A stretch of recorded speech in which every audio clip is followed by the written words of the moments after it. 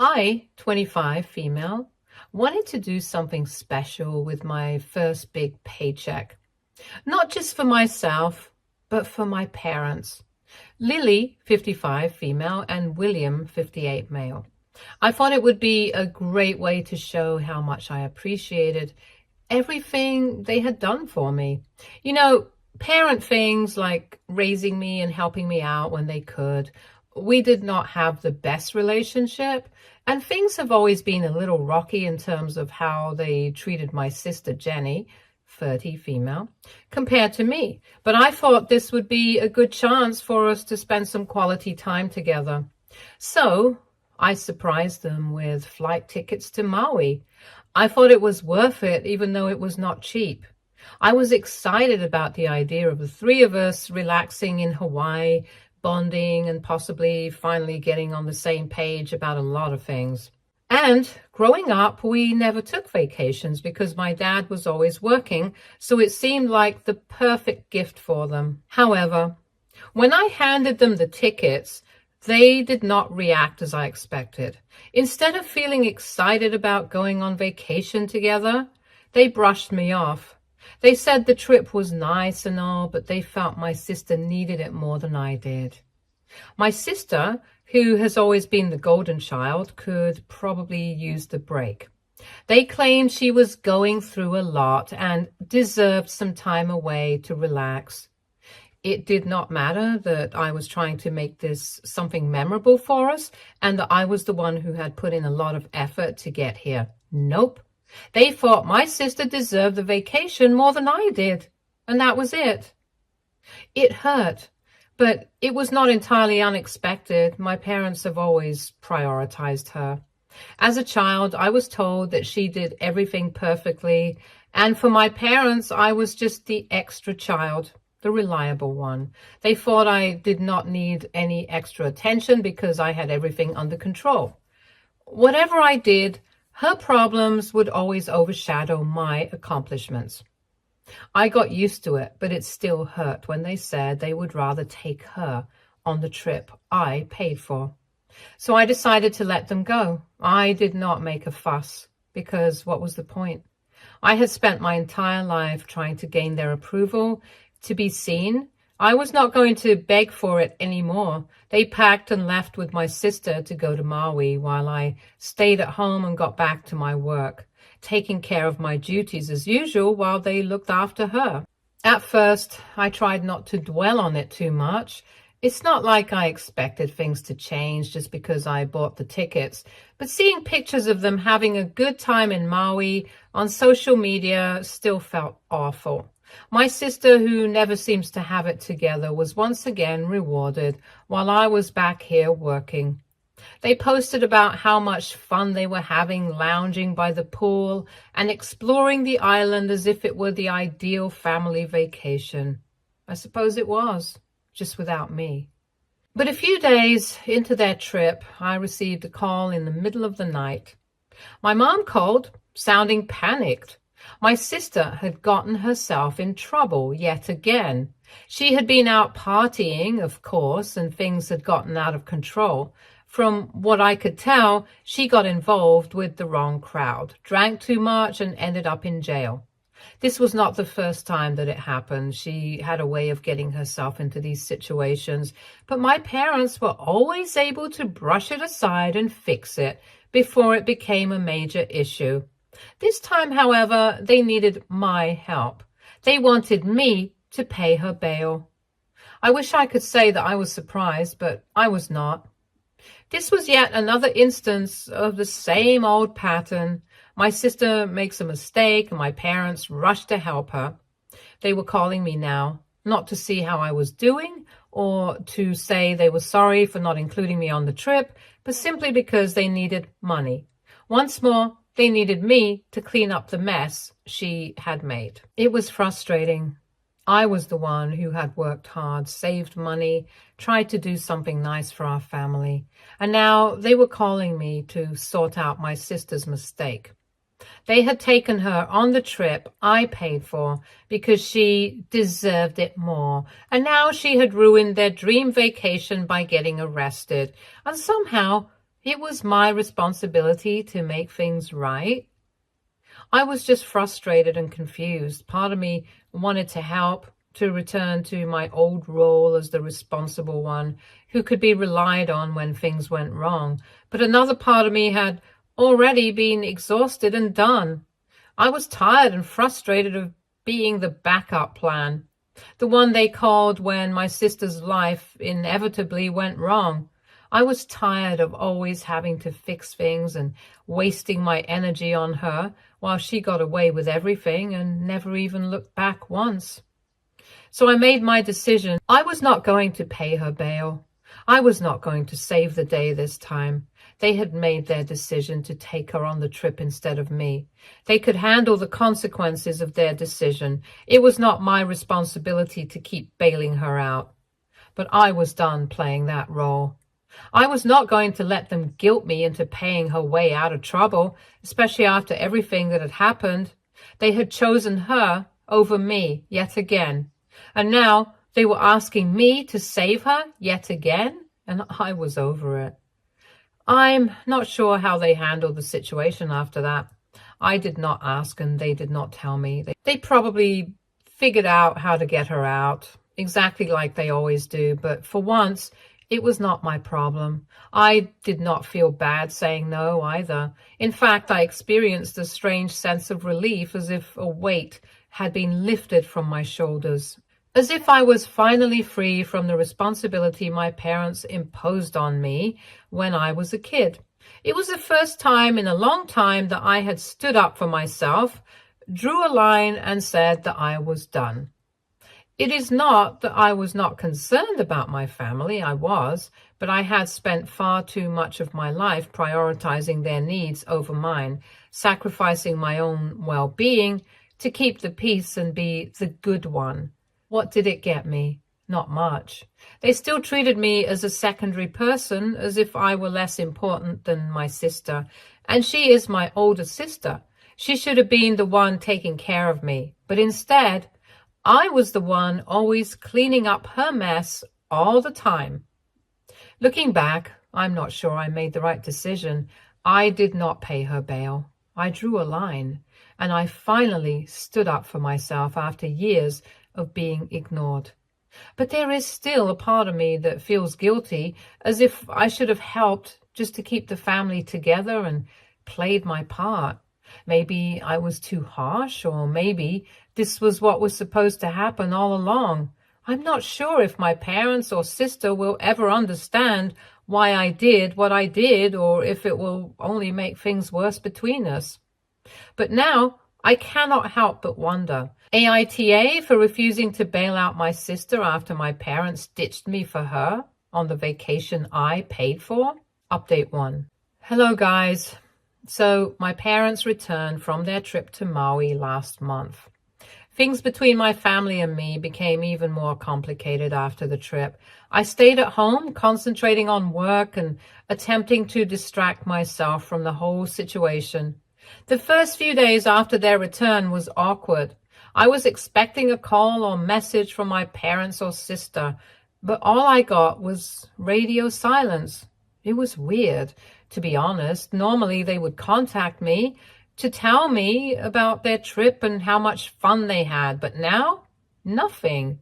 I saw posts on social media about their vacation and how much they loved the beach and the food. They were all happy in every photo, and I felt like a ghost watching from the sidelines. It stung to see my sister thrive while I was left behind, but I was trying to move on from the pain. I reminded myself that I had made the correct decision by not bailing her out. I could not be the one who always fixed things for her, especially since they chose her over me for the vacation. Then, one evening, my mom texted me. All it had was a simple message that read, "Wish you were here," along with a photo of their trip that showed a sunset over the ocean. My heart sank slightly. It felt like they were attempting to get me back in their favor, but it also felt like they were acknowledging my absence without really understanding why I was not there. I did not respond immediately. I wanted to think about how to handle it. I eventually decided to reply. I told her that while I was glad they had a good time, I needed some space. I did not want to get caught up in their cycle of relying on me when things went wrong. My mom apologized extensively, claiming they had no intention of hurting me and that taking Jenny on the trip was a last-minute decision. They felt she needed it. They felt she needed it more at the time, but I could tell she was attempting to fix things. My dad asked if they could come over for pizza. I did not want to, but he insisted, so I reluctantly accepted. They came over and my dad bought some pizza. It felt strange sitting there eating as if nothing had happened, but we all pretended it was fine. I paid close attention to both of them, particularly my dad. He did not mention Jenny's situation or the bail. Instead, he tried to explain how beautiful Maui was and how relaxing it was for them. It seemed like a distraction, a way to avoid the real issue between us. Jenny stopped by a few days later. She appeared disorganized and tired, but she also had that I don't care about anything, the world revolves around me vibe that always drew my parents in. I kept thinking about how she got through another mess while still having my parents' love and support. I expected her to say something about the trip or maybe even apologize for the trouble she caused, but instead, she started talking about the delicious food they ate and how she met some interesting people and hung out with so many boys while they were there. I just sat there smiling and feeling terrible about myself. Things became even more uncomfortable when my parents began hinting that they would need help from me again. They mentioned Jenny's need to get back on track and asked me to help her find a therapist. It was as if they had completely overlooked what had just happened. They did not realize how exhausting it was for me to constantly be the one picking up the pieces. I felt as if I was being drawn back into that role where I had to be the responsible one. Eventually, I decided to have an honest conversation with them, and I told them I was tired of always having to fix things for Jenny, and I needed them to understand how I felt. They seemed surprised. I think they assumed I would just go along with it, as I always did. My mom began to cry, saying she had no idea how much I was struggling and that she was sorry. My dad appeared uncomfortable, and it was almost like he was lost and did not know what to say to make the situation better. My parents continued calling, which was all right, but they kept asking me to be a part of Jenny's life again. They wanted me to be the one to push her to get a job, help her find a therapist, or simply talk to her about making better decisions. It felt very unfair. I was done being the backup. I was not going to be the person who always came to the rescue. I could not take it anymore. I asked my parents to meet me for lunch last week, and I told them that while I cared about Jenny, I did not and could not look after her anymore. I had my own life to manage, and I needed to prioritize my own self for once. If they were not okay with that, I would prefer not to be in touch with them. They acted shocked, angry, and disappointed. They tried to argue, but I held my ground. I could understand that they were not ready to accept what I said, but I told them that there was no way I would change my mind. The rest of the lunch was quiet. No one really spoke to each other. It has been a whole week since that lunch, and they have not reached out to me yet. I guess that means they chose to cut off ties with me, and I think that is all right. If it means that I will not be treated like a doormat anymore, then I'll manage. Update 2. Hey guys, it has been 6 months since the last update. My mom recently contacted me. Around a month and a half back, I received a message from my mom. She was asking how I'd been doing. I stared at the message for a while. I was not sure how to respond.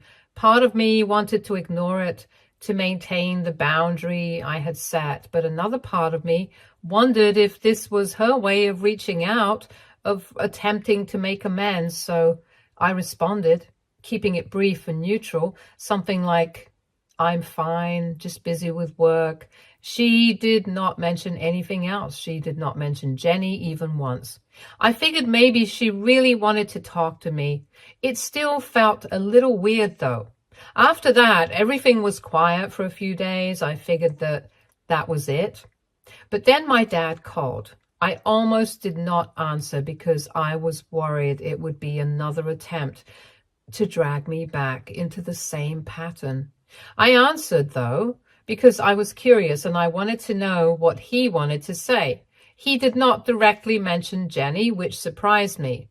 Instead, he wanted to know about what was happening to me and how things were going at work and whether I was seeing someone or not. It felt strange, as if he was checking how much I would interact without pushing any buttons. But of course, the act did not last that long. After a few minutes of small talk, he casually mentioned the real reason for the call. My parents were concerned about Jenny. They had no idea how to help her because she was spiraling yet again, and she lost her job. She was out every night partying, and she did not even make it back home on days. He was not looking for money this time, at least not yet, but he did want me to reach out to her. He hoped I could talk to her and make her realize that this is not how she should live her life, and she needs to get back on her feet. Funny that he said, get back on her feet, as if she was ever on her feet. There it was, yet again, the same pattern. They expected me to step in and clean up her mess. I could feel the old frustration and anger rising, which I had tried hard to suppress. I told him as calmly as possible that I would not be getting involved. I made my position clear over that lunch, and I was not going to back down now. Jenny was 30 years old and on her own. I told him she needed to work things out for herself. He did not say much after that, except that he understood. But I could tell he did not. He never does. After the call, I had this strange feeling. It was not just that they were still attempting to drag me back into the same old dynamic, but I knew deep down that nothing had changed. I was caught up in their mess, no matter how many boundaries I tried to set and how much space I tried to create. I could cut off contact completely, but that did not solve the guilt, the sense that I was somehow abandoning them. And to be honest, I wondered if I would ever truly be free of this cycle. Then, about a week later, Jenny texted me. That confused me even more. She has never reached out to me personally. She immediately asked if I could lend her some money, just like that. There was no explanation. She was in a tough spot and required support. I expected it. I knew deep down that she was not going to change and that everything would return to how they were. But seeing it laid out so clearly, so shamelessly, made me feel terrible for her. I pitied her at that moment, I think. I did not respond. I could not. Instead, I just sat there wondering how it all came to be. It all simply went back around, even when I believed I had finally broken free and taken a stand. After a few days, my parents called again, and this time things were worse. I was not interested in knowing the specifics, but Jenny ended up in some serious legal trouble involving unpaid bills and fraud. They were frantic and asked if I could help. It was not just about money anymore. They needed someone to step in, take responsibility again, and save her. Everything I had said and done to draw the line seemed to have been totally wiped out. And that is where we are now. I have not answered my parents' calls. I've been avoiding Jenny's texts while figuring out what to do next.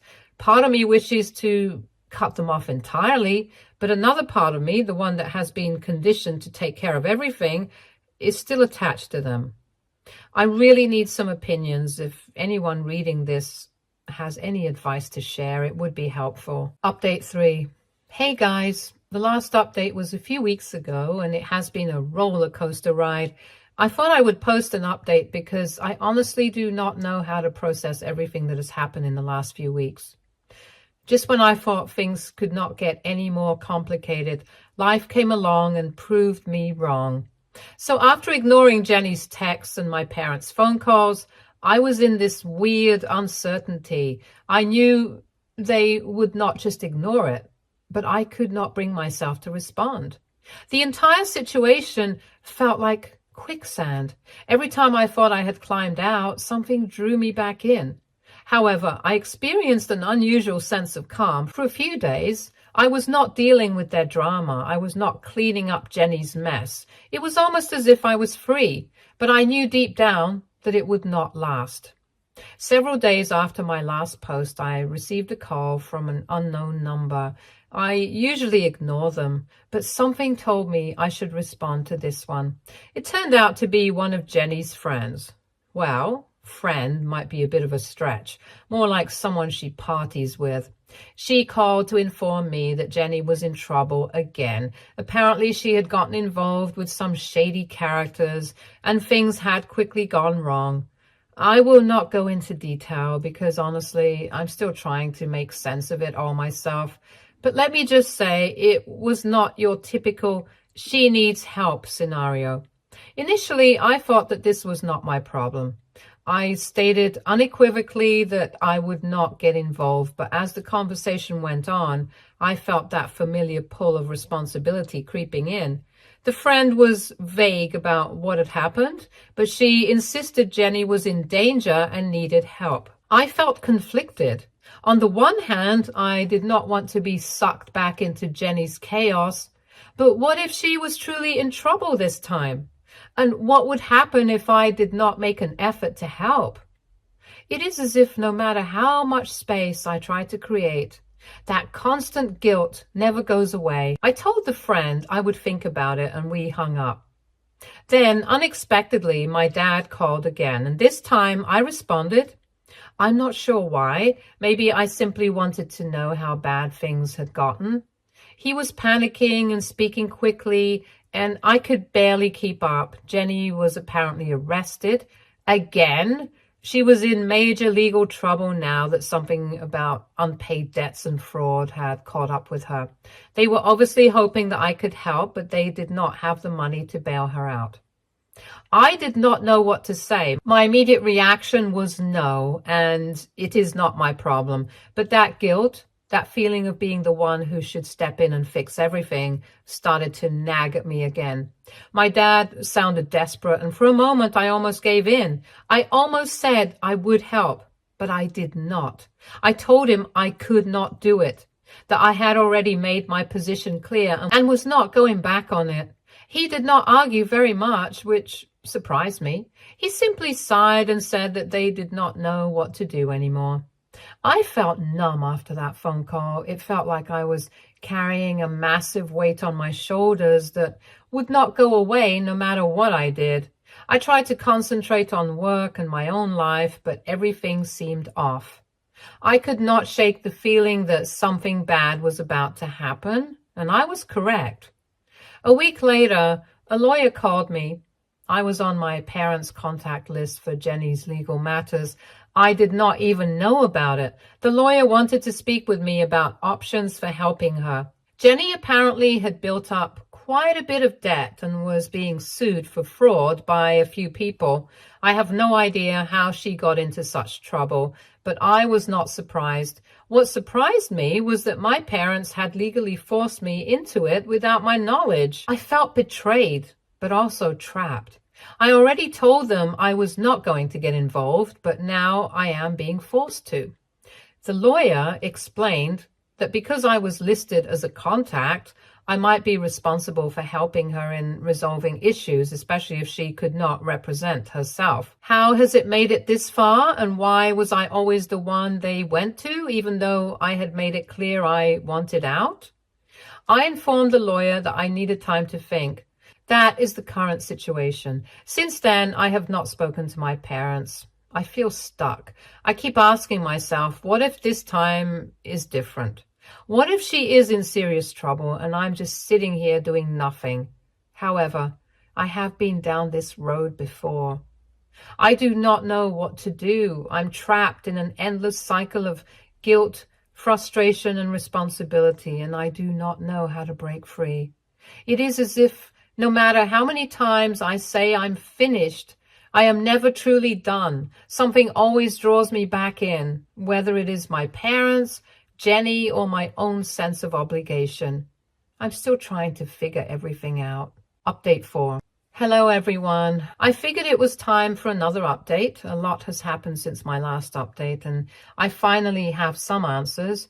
It has been a difficult few weeks, but things have settled down a little, and I'm in a better mental state now. I thought I would share where things stand. Following the lawyer's call, I spent the next few days contemplating what to do. I knew I needed to decide, but every time I tried, that little voice of guilt crept back in and made me doubt everything. It was exhausting. I could not sleep well and could not focus at work. It was like a dark cloud hanging over me. I could not shake it no matter how hard I tried. But then something happened and everything changed. I received another call from the lawyer, this time with a completely different tone. Jenny appeared to have managed to avoid the worst of the legal trouble. She had reached an agreement with the people suing her, and while she still had a lot of debt to pay off, she was not going to jail or anything. I was shocked. I'm not sure how she did it. Maybe my parents helped her behind the scenes, or she had some money hidden away that no one knew about. But the point is, she was not in as much immediate danger as I thought. That phone call felt like a huge weight lifted off my shoulders. Suddenly, the pressure was not as intense. I was not dragged into a life-threatening situation. Jenny was still in a mess, but it was hers to deal with, not mine. For the first time in weeks, I felt able to breathe again. After that, I began to think more clearly. I realized that no matter how much I loved my family, I could not keep putting myself in situations that were affecting my mental health. Jenny had always found a way to survive, even if it required making risky decisions. My parents, despite their constant requests for help, supported her behavior. They were not doing her any favors by bailing her out repeatedly, and they were not doing me any favors by attempting to force me into it. So what I ended up doing was calling my parents and having a long, calm conversation with them. I told them I loved them, but I could not keep being the person who fixed everything. I explained that I needed to take a break and prioritize my own life for a while. I made it clear that I was not cutting them off completely, but I was not going to get involved in Jenny's problems any longer. They were surprisingly understanding. I believe they realized they had been asking too much from me for too long. I did not contact Jenny directly, but I did send her a short text message. I told her I hoped she was fine and was relieved she had resolved her legal issues. I also told her that I could not help her financially or emotionally anymore, but I wished her all the best. I did not get a response, and I'm fine with that. I do not need her validation or approval. I just needed to clarify my position and move on. Things have calmed down since then. My parents have not called me as frequently, and when they do, it's not about Jenny. We talk about everyday topics like how their week went or how work is going for me. It's really refreshing. I believe we're finally beginning to have a relationship that is not centered on drama and crisis management. Of course, I'm not dumb. I'm aware that things may flare up again. My parents always tried to drag me into helping Jenny out of trouble because she tends to get into trouble herself. But now I'm more confident in my ability to deal with it. I know what my boundaries are, and I am not afraid to enforce them. So I suppose my lesson from all this is that I have finally found some balance. It was not easy, but I have gotten to the point where I can care for my family without letting their problems control my life. It is still a work in progress, and there will undoubtedly be setbacks, but for the first time in a long time, I feel in control. Stay tuned for more stories from Argo Relationships.